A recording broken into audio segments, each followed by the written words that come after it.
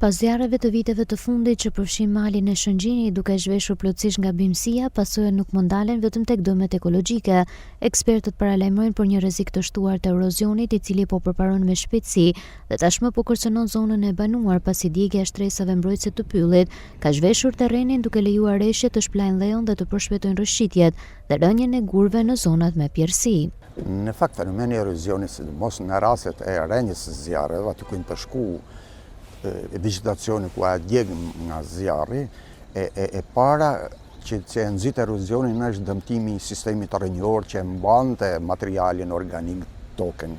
Edhe nga momenti i dëmtimit të sistemeve rrënjore, masi është djeg vegetacioni, dhe formimi i hirit dhe djegja humusit e ban më të lehtë dhe favorizon shumë gryrjen edhe largimin e materialit organik dhe daljen e pjesë shkëmbore.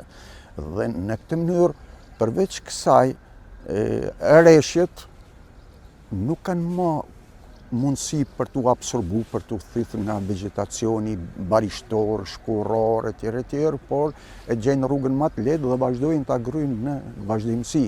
Eksperti i mjedisit Jak Gjini kërkon ndërhyrje të menjëhershme duke propozuar edhe masat mbrojtëse për t'i bërë ballë këtij fenomeni mjaft shqetësues. Ndër masat kryesore është edhe ripyllëzimi, veshja me vegetacion të ri, gjithmonë jo me monokulturë, por me ato bimësi që janë autoktone dhe të përzirë në lloje, aty ke frashën, ke pistacien, ke lisin, në ato raporti që i ka vendosur natyra aty. Dhe këto do të animondin shumë, pra duhet të dha një dorë natyrës që ta ripërtërje vetën.